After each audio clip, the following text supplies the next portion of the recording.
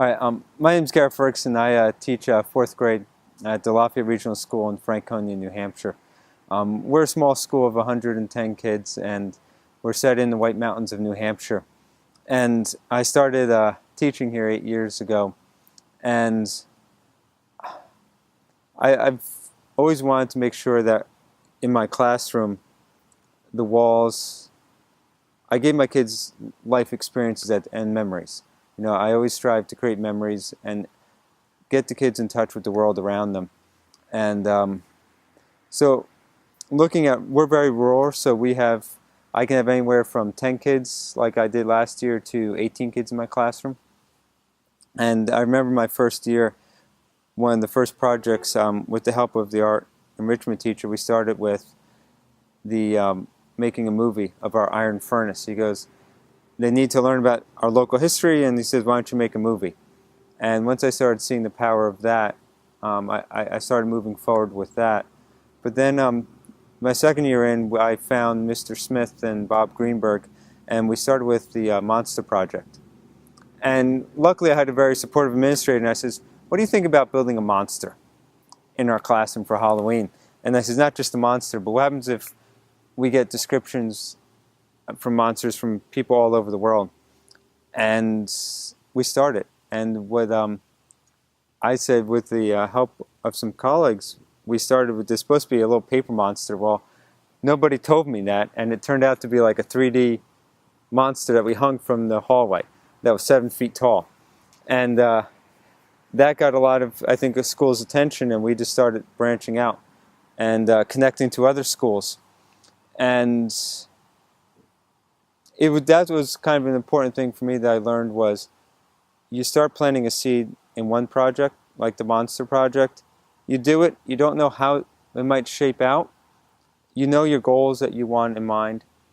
You know, like I want my kids to be creative. I want them to present them a problem of building a monster using all these descriptions, and they don't know what the finished product that's going to look like, but I want them to open up their minds and thinking, what can this look like?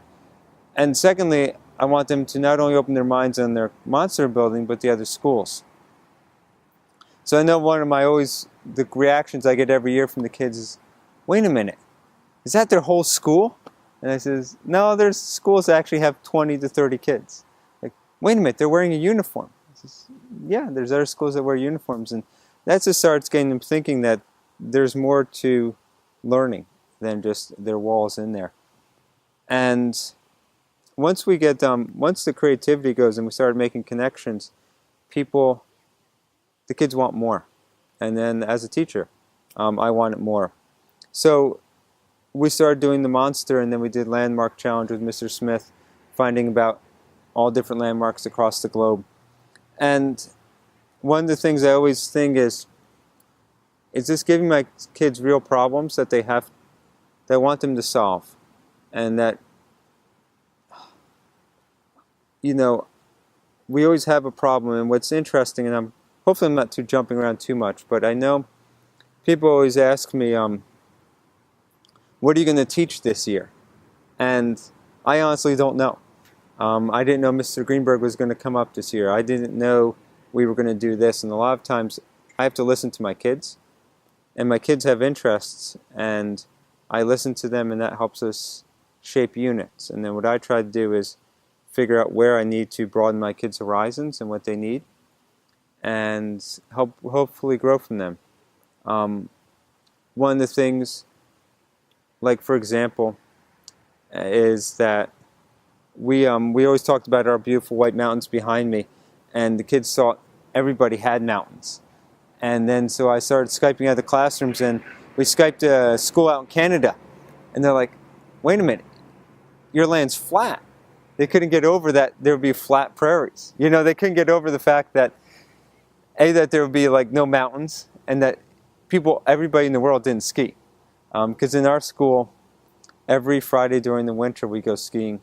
We take all 110 kids from our school, and we go downhill skiing or cross-country skiing, and it's a total blast. And for the kids to realize that not every school has that opportunity. Okay. So I talked a little bit about the monster, but then something that was really cool with our school, and started with our art teacher, is he did a Peace Day. And I never heard of Peace Day. And I started doing some research, and it was really a phenomenal movement. And it started with pinwheels. We had pinwheels. And way back, the kids made pinwheels. They wrote messages of peace, and they put pinwheels out, and we took a picture of our school, and we sent it to the Pinwheels for Peace project. And I kept thinking, like, that's good, but I need my kids to understand that peace is not something that just happens in our school. That's something the whole world is striving for, and something the whole world thinks differently. So I started using the context I had from the Monster Project and said, okay, what happens if we write to schools and ask them to tell us about peace and tell us what's going on in their world? And from that, I started a newspaper collecting articles and information from around the globe. And that was really powerful. I got it from about 10 different schools across the globe, and we assembled this global newspaper. And we did that for about 3 years. And what was happening, I found, was just time-wise, and I also wanted to take it to the next level of saying, all right, that's nice, you would create a newspaper, but what happens if we send videos of the kids? Because then you can really see the culture of the kids. So 3 years ago, I sent out an email to some of the teachers I knew from the Monster and the Landmark Project, and I says, I have this idea. I don't know how it's going to shape, but I says, what happens if every school sent me a message of what peace is? I says, I don't know how it's going to shape, but send me a minute video having your kids tell me what peace is. Well, 3 years ago, I sent that out, and we ended up getting 30 schools in. And I know we got Mr. Greenberg. And we had kindergartners from high school students, and they came from Russia, and they were all, and from Bosnia, and they were all telling us this what peace is. And we mashed that together, and the kids were just floored. They were floored by the messages, the songs. I remember we got a song from South Africa about the rainbows, and we started singing that in the art class, in music class, because they just loved it. And so we took all 30 videos and we compiled it into a message, a piece. And that was really phenomenal. And then I says, guys, I think your work is so great. We contacted the founder of Peace one day, and the person that started the International Peace Day, and he loved it. And then we did it again last year, and we got over 36 countries. So it keeps growing and growing, and I think that's the thing that it's amazing to me, how when you throw out one idea and you get a community, that how much it grows. And that's the Peace Project that we started it. The biggest challenge I think that faces, if this is our future school leaders, is just time. I think time is the biggest thing I face with these projects, is managing your time so that A, the project gets done, but B, finding enough hours to do it. Our school is very small. We have 14 kids together, and I've always said I want to give my kids real problems and real experiences so that they can create lifelong memories and hopefully apply them. And it doesn't have to be a huge project. I remember we had so many library books we had to build a bookshelf.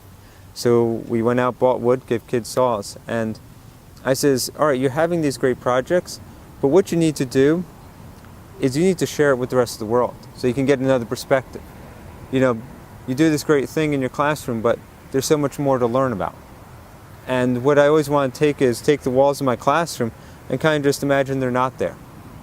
And I think it's very vital is, if you're studying about national parks, then go contact and Skype a park ranger. If you are studying about, if you're trying to learn about monarch butterflies and life cycles, we contacted Kansas University and Trip Taylor, and he Skyped our kids. And these adults and professionals want to talk to your kids. We were learning about bridges for the Landmark Challenge. Well, we put out it and we found the bridge engineer, and he spent half an hour to an hour with my kids talking about engineering a bridge. And I think that's my message that I really want to get across with, is you start small, make a contact with somebody, and then use that as kind of like your telephone book.